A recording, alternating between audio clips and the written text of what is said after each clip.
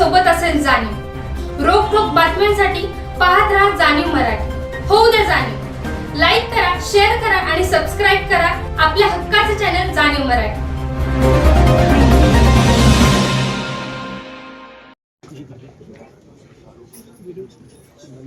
आज सातारा जिल्हा परिषदेच्या अध्यक्ष आणि उपाध्यक्ष पदाची निवडणूक जिल्हा परिषदेच्या छत्रपती शिवाजी सभागृहामध्ये 11 वाजल्यापासून सुरू होती। शिवसेना राष्ट्रवादी काँग्रेस युतीच्या वतीनं आम्ही ही निवडणूक लढवली।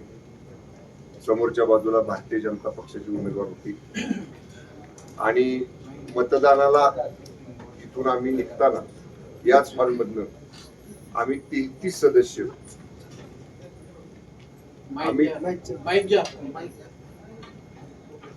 आम्ही 33 सदस्य हे इथून मतदानासाठी निघालो। आपल्याला सगळ्यांना माहिती आहे 65चं सभागृह आहे आणि 33चं बहुमत आहे। बहुमता एवढे सदस्य निघताना आम्ही सर्वजण एकत्र इथनं निघालो। अर्ज भरण्याची प्रक्रिया झाल्यानंतर जेव्हा मतदानाच्या प्रक्रियेसाठी सन्मान्य सदस्यांना घेऊन आम्ही सभागृहामध्ये म्हणजे त्या इमारतीमध्ये जात होतो तेव्हा अगदी खालच्या पोर्च पासून लिफ्ट पासून ते 4थ्या मजल्याची लिफ्ट पर्यंत जवळपास 100-200 पोलीस साध्या वेशातली ही संपूर्ण जिल्हा परिषद साध्या वेशातल्या पोलिसांनी भरली होती। म्हणजे आम्हाला समजलं नाही की एवढ्या मोठ्या संख्येनं पोलीस काय इथं आहे। आणि आमच्या एक सन्माननीय सदस्य बापूसाहेब शिंदे आहेत आमच्या बरोबर, त्यांचं आमच्याच 2 सदस्यांनी अपहरण केलं अशी त्यांच्या विरुद्ध काल खोटी तक्रार दाखल केली। सकाळी काल एकदा त्यांच्या विरुद्ध तक्रार झाली की स्वतः पोलीस स्टेशनला गेले, त्यांनी पोलीस स्टेशनला मात्र जबाब दिला की मी मला कोणी अपहरण केलेलं नाही, मी माझ्या मर्जीनं माझ्या पक्षाबरोबर आहे। ती स्टेटमेंट दिल्यानंतर दुसरा गुन्हा 6:15 वाजता दाखल केला आणि त्याच्यामध्ये आमच्या 4 राष्ट्रवादी काँग्रेस पक्षाचे 4 लोकांचे नावं घातली। त्याच्यामध्ये 2 नावं आमच्या जिल्हा परिषद सदस्यांची होती, 2 नावं इतर होती, मांडवे, संदीप मांडवे आणि अनिल देसाई।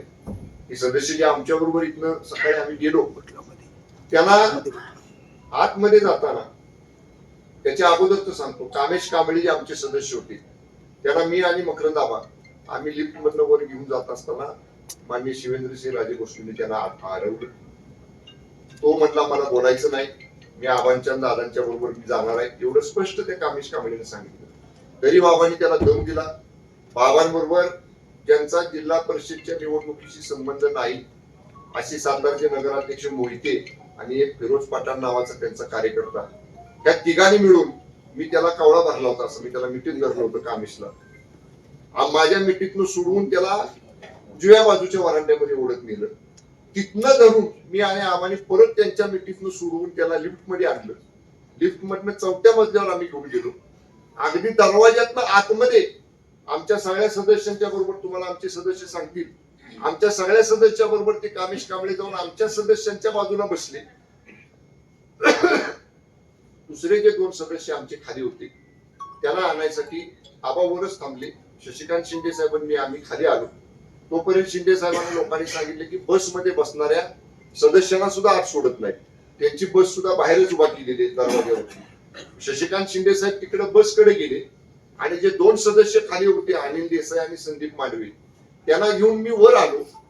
मी वर आल्यानंतर 4थ्या मजल्यावर गेल्यावर बाबा जसं सांगतायत 101 साध्या वेशातले पोलीस त्या लिफ्टच्या समोर उभे होते।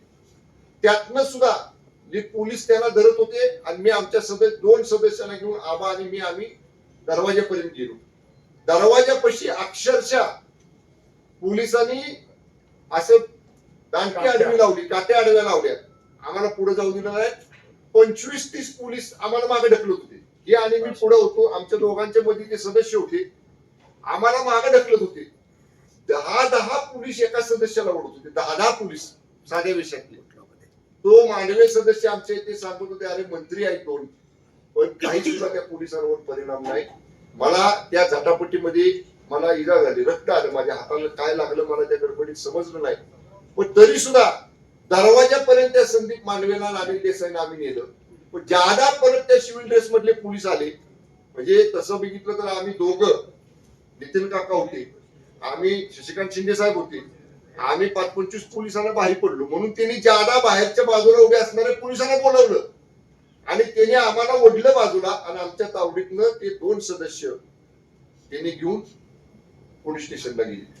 म्हणजे जर तुम्हाला लोकशाही मार्गाने जर तुम्हाला सत्ता पाहिजे होती तर लोकांनी कौल तर 37 मताचा आमच्या बाजूने दिला होता. पण आम्ही काही निवडणूक झाल्यावर हातात घातलेला नाही. आमचा तिघांचा हातात निवडणुकीच्या आधीपासून 2 राष्ट्रवादी तरी एकत्र लढल्या आणि शिवसेना आणि राष्ट्रवादी काँग्रेसची आम्ही तडजोड करून त्रिपोल अलायन्स निवडणूक पूर्व युती आम्ही केली. आमचे 37 सदस्य आपले निवडून आले. आमच्यातल्या 2 सदस्यांनी व्हीप मोडला, ह्यांच्यातल्या राष्ट्रवादीतल्या 2 सदस्यांनी व्हीप मोडला. ठीक आहे, त्यांच्यावर आता आम्ही पक्षांतर बंदाची कारवाई करू, त्यांचं डिस्क्वालिफिकेशन करू, त्यांचं सदस्यत्व रद्द करू, अगदी सुप्रीम कोर्टापर्यंत जायची वेळ आली. काही लोकांनी सांगितले त्या सदस्याला की तुमचं सदस्यत्व जाऊ देत नाही. पण सगळंच काय आज जसं शासन त्यांचं मांडलिक झालं, पोलीस जसं त्यांचे घरगाड्यासारखं वागले भारतीय जनता पक्षाच्या, तसं न्याय देवता आम्हाला न्याय दिल्याचा विश्वास आहे ना. आम्ही इथं न्याय मागू, कोर्टामध्ये जाऊ, हायकोर्टात जाऊ, सुप्रीम कोर्टात जाऊ, पण ज्यांनी पक्षाचा आदेश मोडलाय त्यांच्यावर कारवाई करायचा आम्ही निश्चितपणे कोर्टाच्या न्यायालयाच्या माध्यमातून प्रयत्न करू. पण आज मला एकच तात्पर्य सांगायचं आहे, आम्ही तरी सुद्धा 33 सदस्य इथनं गेलो होतो. 33 मतं जर आम्हाला पडली असती, आम्ही नेलेले सदस्य ते मतदान करायसाठी येत होते. म्हणजे तुम्ही लोकशाहीचा खून केलाय. लोकशाही मतदानापासून कुणालाही रोखत नाही, पण इथं मतदानाच्या दरवाजावर आलेला आपल्याला तर सगळ्यांना नियम माहिती आहे. 100 मीटर पांढरी लाईन उडलेली असते निवडणुकीच्या वेळी. त्या पांढऱ्या रेषेच्या आत 5:30 वाजायच्या आत जर आपण माणूस उभा केला तर रात्रीच्या 8 वाजेपर्यंत मतदान घेतात. ह्यांच्या 100 मीटर नाही, आज अधिकारी बसले, ह्या दरवाजावर आम्ही नेऊन त्याला सोडले, तिथनं पोलिसांनी ओढून गेले. म्हणजे किती दादागिरी, किती मजुरी, किती सत्तेचा माज. आम्ही पण आहे ना त्या सरकारमध्ये मंत्री आहोत. मंत्र्याला जर जखम होती, दुसऱ्या मंत्र्याला जर तुम्ही त्याला जर धक्काबुक्की करता, 2-2 मंत्र्यांना ओढता, म्हणजे तुम्हाला मंत्री असलेल्याचं सुद्धा तिथं समोर आपले त्याचं सुद्धा भान नाही. एवढे पोलीस मांडलिकत्व पत्करल्यासारखं भारतीय जनता पक्षाचे आज वागलेले आहेत.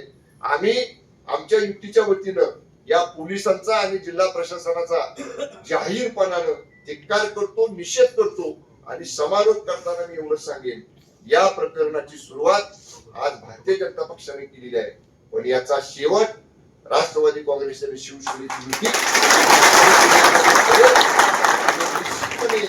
आम्ही जास्त बोलत नाही, पण आज तुम्ही बघितलं असेल माध्यमांनी सुद्धा, आम्ही बाहेर आलो, निवडून आलेल्या लोकांच्या अंगावर गुलाल होता, पण चेहऱ्यावर सुटकी काळा होती आणि आमचे लोक पराभूत झाले होते. पण वाघासारखी ताट मान करून आमचे सगळे घोषणा देत होते शिवसेनेच्या राष्ट्रवादी काँग्रेस पक्षाच्या विजयाच्या. हा मर्द शिवसैनिक आहे, हा मर्द राष्ट्रवादी काँग्रेसचा सैनिक आहे. त्यामुळे ठीक आहे, त्यांच्या हातात सत्ता, आमच्याही हातात 2.5 वर्ष शिंदे साहेब मुख्यमंत्री होते ना. पण असं कधी असलं गलिच्छ राजकारण त्यांच्या नेतृत्वाखाली आम्ही पण मंत्री होतो, मी पण पालकमंत्री मागच्या वेळी आता आहे. अनेक निवडणुका झाल्या, मग का बरं आता बोलायचं नाही मला. हे विरोधात उभे होते आणि भाजपचा उमेदवार 2024च्या निवडणुकीला उभा होता. माझ्या बंगल्यात आबांच्या आणि माझ्या कशा मित्या केल्या, नाहीतर काय निकाल लागला असता 2024च्या विधान लोकसभेचा ते कळलं असतं ना. ते विसरला तुम्ही. ज्या किती मताने निवडून आली भाजपची सीट लोकसभेला, 34,000. मकरंद आबांनी आणि आम्ही रात्री 10 नुसते फोन केले, 10 मी 10 फोन केले असते, चित्र वेगळं दिसलं असतं. पण आम्ही आमच्या नेत्यांचा, आम्ही महायुतीचा धर्म पाळला. पण त्याची अशी जर परतफेड भारतीय जनता पक्षाकडनं होणार असेल तर हे पूर्णपणे चुकीचं आहे. मगाशी सांगितलंय, मी उद्या दिवस मतदारसंघात आहे. रविवारी मुंबईला गेल्यावर माझ्या पक्षाचे मुख्य नेते, राज्याचे उपमुख्यमंत्री आदरणीय एकनाथ शिंदे साहेबांच्या कानावर सगळा इतके वृत्तांत घालेल. आवाज सुद्धा मान्य सुनेंद्र वहिनी साहेबांच्या कानावर हा इतके वृत्तांत घालतील.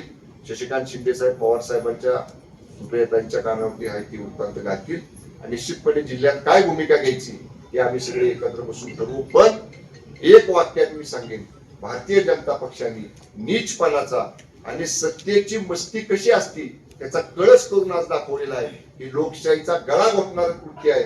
सातारा जिल्ह्यातली स्वाभिमानी जनता भारतीय जनता पक्षाच्या या कृत्याचं उत्तर लोकशाही मार्गानेच त्याला दिल्याशिवाय राहणार नाही. प्रश्न नंतर विचारा, आधी यांचं उद्या, यांचं उद्या, मग आम्हाला प्रश्न. आता आवाज होती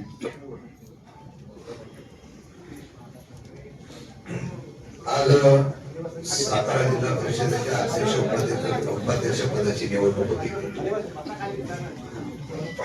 पालकमंत्री शंभूराजे देसाई, मकरंद पाटील, नितीन काका आणि आम्ही सगळ्यांनी येऊन ही निवडणूक लढवत असताना जनतेने यशवंतराव चव्हाणांच्या आणि असलेल्या भूमिकेला पाठिंबा देऊन या सातारा जिल्ह्याने इतिहास घडवला.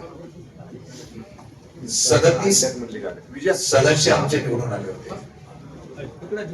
सत्तेच्या माध्यमातून 4 सदस्य आमिष आणि दबावपोटी फोडण्याचा प्रयत्न केला. कालपर्यंत 33 सदस्य आमच्याबरोबर होते, आहेत, आजही होते. सत्ता मिळवण्यासाठी सगळे प्रयत्न केल्यानंतर सुद्धा भाजपला यश येत नाही म्हटल्यानंतर सत्तेचा दुरुपयोग करण्याचा प्रयत्न झाला, त्याचा उल्लेख केला गेला. ज्या सदस्याचा अपहार झाला सांगतात तेच सदस्य आमच्यावर मतदानाला आहे आणि त्यांच्यावर गुन्हा दाखल केला ते त्यांच्या बरोबर होते. पोलिसांनी कुठला गुन्हा दाखल केला मला माहित नाही, पण नितीन काकांनी काल जाऊन वाईमध्ये त्या असलेल्या शिंदे साहेबांनी त्या ठिकाणी प्रत्यक्ष सांगितले मला कुठल्याही प्रकारचं अपहरण झालं. काल जेव्हा ते महाबळेश्वरला तक्रार करायला गेले, सांगायला गेले, तेव्हा त्यांना सांगितलं इथं तुमची निवेदन घेणार नाही, तुम्हाला वाईला जावं लागेल.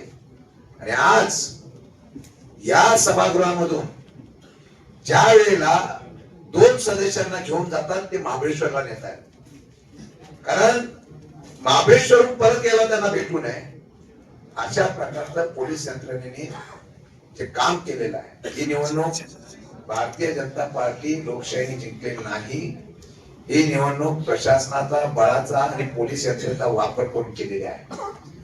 कुठल्या नियमामध्ये बसतो, मतदानाचा अधिकार असलेल्या सदस्याला मतदान देण्याच्या बाबतीमध्ये जर पोलिसांनी हरकत घेतली असेल तर आम्ही त्याच्यावर एफआयआर दाखल करणार, कोर्टात जाणार.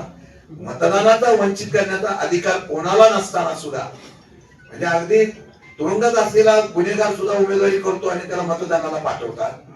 इथे गुन्हेगार नसताना लोकांना त्या ठिकाणी मतदानाचा अधिकार मधून दिला नाही. भीती होती सत्ताधारी म्हणून. मला एवढंच सांगायचं आहे, यामध्ये पूर्णपणाने पोलीस यंत्रणेचा पूर्णपणाने बाटीकच झालेली आहे. एसपी असतील किंवा बाकीच्या सगळ्या प्रशासनाने एफआयआर दाखल करण्याच्या बाबतीमध्ये घाई केली. 2 मंत्री आणि सगळे सदस्य गेटवर गेल्यानंतर सुद्धा आज ज्या वेळेला त्यांना खेचून नेतात किती अधिकाराचा वापर करताय आणि त्याला कमी का काय. सभागृहामध्ये आमच्या सगळे सदस्य बघतायत, महिला भगिनी वगैरे सगळे. कामेश कांबळे हा आमच्या बरोबर होता.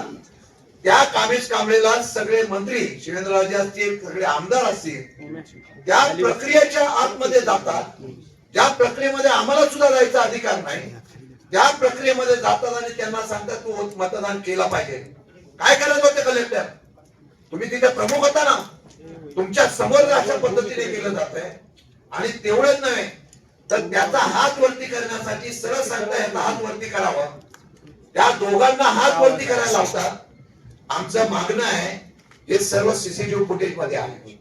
खाली असलेल्या उमेदवाराला सदस्याला पळवून नेणं ते पण सदस्य पोलिसांच्या असलेल्या आतमध्ये एवढं धाडस दाखवतात म्हणजे यांना कायद्याची आणि सरकार आमच्या बापाचं आहे असं वाटायला लागलेलं आहे. ज्या पद्धतीने केलेलं आहे मला वाटतं हा निषेध आहे. ही रडिता नाव आहे. कोर्ट कचेऱ्या आम्ही करूच, जनतेच्या दरबारात सुद्धा जाऊ, पण ही सत्ता ज्या पद्धतीने मिळवण्यासाठी हट्टाच आहे. सगळंच आम्हाला मिळालं पाहिजे, त्यासाठी वाटेल त्या तणाला जाण्याचा प्रयत्न. आमच्या सदस्य महिला भगिनी रडल्या, आक्रमक झाल्या, मुले हे कुठला प्रकार आहे.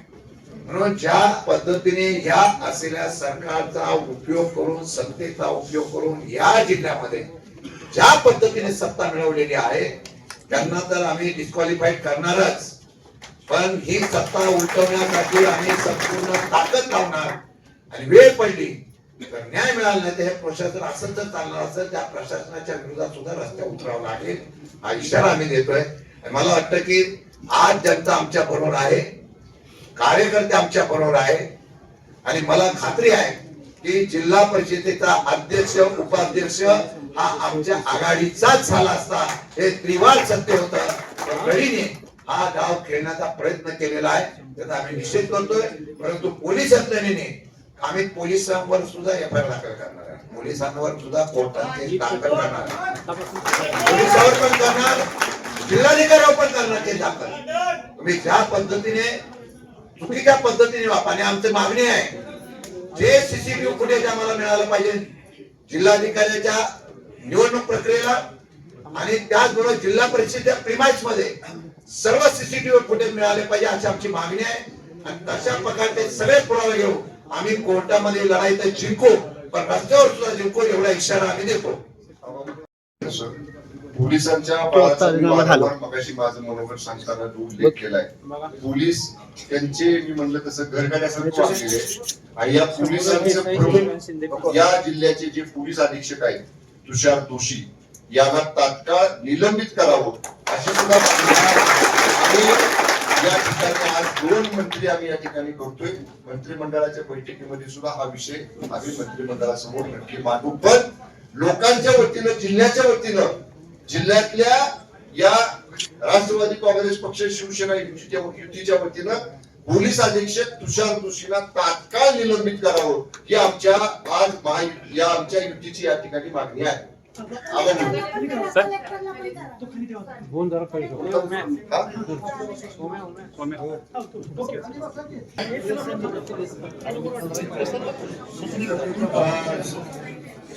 ऐका, सातारा जिल्हा परिषदेच्या अध्यक्षपदाची आणि उपाध्यक्षपदाची निवडणूक अरे जरा अक्षर बोलू नका ना.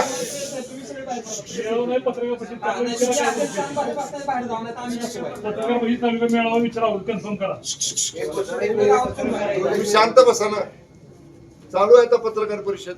आजची ही घटना या पुरोगामी सातारा जिल्ह्याला किंबहुना जो जिल्हा कैलासवासी चव्हाण साहेबांचा जिल्हा म्हणून ओळखला जातो, या जिल्ह्याच्या दृष्टीने एक अतिशय काळाकुट्ट दिवस आहे असं म्हणलं तर काही वावगं होणार नाही. खर तर या जिल्ह्यानं राज्याला नेतृत्व दिलं, देशाला नेतृत्व दिलं, आणि दुर्दैवानं आज या जिल्ह्यामध्ये अशा पद्धतीनं आसुरी सत्ता मिळवण्याचा जो प्रयत्न झाला,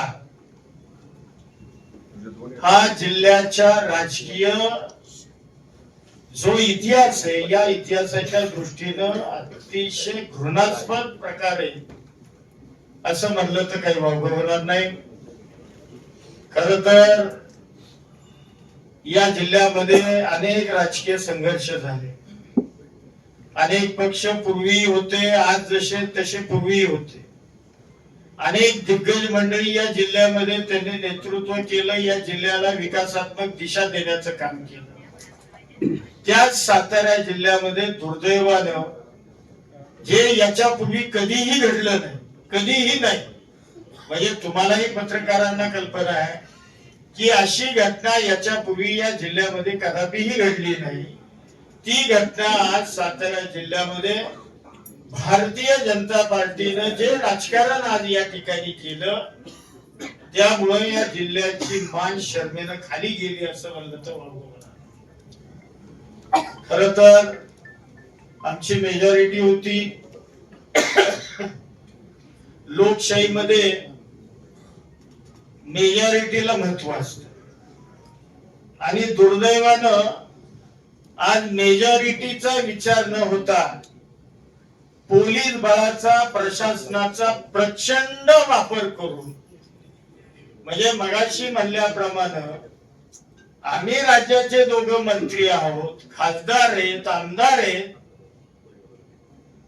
आम्ही एवढी मंडळी जबाबदार तिथं असताना सुद्धा प्रशासनानं आमच्या सारख्यांवर दाडगावा करावा, याच्यासारखं दुर्दैव असू शकत नाही. यासाठी काय केलं पाहिजे आपण? यासाठी म्हणजे आजची ही घटना माझ्या माहितीप्रमाणे किंवा मला जे वाटतं या जिल्ह्यातल्या सर्वसामान्य माणसाला ही घटना बिलकुल आवडणार नाही। या जिल्ह्यातला प्रत्येक माणूस आजच्या या निवडीचा निषेध करेल अशा पद्धतीचं कार्य आज या मंडळींनी त्या ठिकाणी केलं। म्हणजे मेजॉरिटी आमची असताना खोटे नाटे गुन्हे दाखल केले। बर मला सांगा, ज्या व्यक्ती अब्स्कॉन्डिंग आहे म्हणजे ती व्यक्ती पोलीस स्टेशनला जाऊन सांगते समक्ष इन कॅमेरा, स्वतःच्या लेखी हाताने निवेदन लिहिते देते। ही घटना पहाटे 5:30 आणि पुन्हा 6:15 त्याच पद्धतीचा दुसरा गुन्हा हा दाखल केला जातो आणि तो अपहरण करून खून करणे अशा पद्धतीचा गुन्हा हा दाखल केला गेला। आणि जे आमचे सदस्य होते त्या सदस्यांना मतदानापासून जाणीवपूर्वक प्रशासनाला आणि पोलिसी बळाचा वापर करून आमच्या लोकांना मतदान करू दिलं नाही। हा लोकशाहीचा घाव घोटण्याचा प्रकार ते आज या जिल्ह्यामध्ये घडलं। आणि मला खात्री आहे हा जिल्हा, या जिल्ह्यानं देशाला स्वातंत्र्य मिळण्याकरता योगदान दिले। म्हणजे स्वातंत्र्यपूर्व काळामध्ये सुद्धा या जिल्ह्यातल्या अनेकांनी बलिदान दिलं आणि या राज्याचं सुद्धा नव महाराष्ट्र निर्माण करण्याकरता सुद्धा या जिल्ह्यातल्या नेत्यांनी फार मोठं योगदान दिले। आणि अशा जिल्ह्यामध्ये हा प्रकार घडणं हे निश्चितपणानं दुर्दैवी आहे। काल अक्षरशः तुम्हाला खोटं वाटेल, काल आमच्या सदस्यांना म्हणजे महिला सदस्यांना उचलण्याकरता 10 गाड्या पोलिसांच्या आल्या होत्या। महाबळेश्वरला आम्ही सदस्य ठेवले होते 10 गाड्या, त्यात काही महिला कॉन्स्टेबल, पोलीस म्हणजे जेंट्स, अशा 10 गाड्या पोलिसांच्या आल्या आणि अक्षरशः आमच्या प्रत्येक सदस्याच्या रूम की ते जे त्यांना सदस्य हवे होते ते सदस्य हुडकण्याकरता प्रत्येक आमच्या भगिनींच्या रूम सुद्धा पोलिसांनी चेक केल्या। म्हणजे इतका घृणास्पद प्रकार हा या मंडळींनी करण्याचं पाप या निमित्तानं केलेलं आहे। मला खात्री आहे भविष्यामध्ये या जिल्ह्यातली जनता त्यांना सजा दिल्याशिवाय राहणार नाही। आम्ही आमचा पराभव मानतच नाही। अरे हा तुम्ही प्रशासनाला पोलिसांना हाताला धरून आमचा पराभव तुम्ही करण्याचा प्रयत्न केलाय, परंतु हा लोकशाहीने जो कौल आम्हाला जिल्हा परिषदेच्या निवडणुकीला दिला होता तो कौल तुम्ही पायदळी तोडवला आणि तुम्ही हुकुमशाही पद्धतीनं दांडग्याव्यानं प्रशासनाला हाताशी धरून तुम्ही चुकीच्या पद्धतीनं आज कारभार केलेला आहे। त्याचं प्रायश्चित्त भविष्यामध्ये तुम्हाला 100% मिळाल्याशिवाय राहणार नाही। कामेश कांबळे त्याचे वडील यांना काल रात्री घरातून नेण्यात आलं आणि त्यांच्या दबाव असा टाकण्यात आला होता की तुम्ही कंप्लेंट करा आणि तक्रार नोंदवा। आणि विशेषतः ती तक्रार नोंदवायला त्यांच्या घरी पोलीस निरीक्षकाला नेलं होतं। त्यांनी सांगितलं मी पोलीस स्टेशनला तक्रार करेल। त्यांनी सांगितलं माझा मुलगा गेलेला नाही, तो स्वतःहून गेलेला आहे, मला तक्रार करायची नाही। तशीच केस दुसऱ्या एका सदस्याच्या बाबतीमध्ये सुद्धा तसंच केलं की त्यांना ऋतुजा शिंदे यांच्यावर सुद्धा अशा प्रकारची पोलिसांना तक्रार करायला लावली खोटी।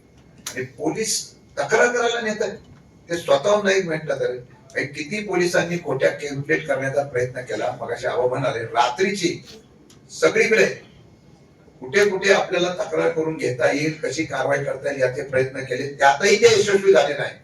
मगाशी संतुराजांनी आम्ही सगळ्यांनी बोललो एवढं होऊन सुद्धा आमच्या एकही सदस्य हल्ला नाही, एकही सदस्य हल्ला नाही। 33ची बेरीज 33चीच होती, फक्त एकही सदस्य हल्ला नाही। दुर्दैव आहे आमचा पराभव लोकांनी नाही केला, सदस्यांनी नाही, आमचा पराभव या प्रशासनाने केला। तुम्हाला लागले हाताला त्या सदस्यांनी रस्त्यावर बसून एसपीच्या समोर उपयोग नाही हा प्रश्न राज्याच्या प्रमुखांसमोर मांडला पाहिजे. राज्याचे प्रमुख, मंत्रिमंडळाचे प्रमुख माननीय मुख्यमंत्री आहेत, म्हणून मी आणि आव्हान ठरवलेलं आहे की येणाऱ्या मंत्रिमंडळाच्या बैठकीमध्ये आम्ही हा विषय पहिला आमच्या उपमुख्यमंत्र्यांकडे, मी शिंदे साहेबांकडे मागेन, हवाताई वहिनी साहेबांच्याकडे मागतील आणि मग आम्ही पण मुख्यमंत्र्यांकडे मागू. नंबर 1 आणि गुन्हा दाखल करायला मस्त आम्ही जाऊ. पोलिसांना खोटे गुन्हे दाखल करायची सवय लागली, त्यामुळे खरा गुन्हा दाखल करून पोलीस घेणार नाहीत. त्यामुळे आम्ही न्यायालयात दाद मागू.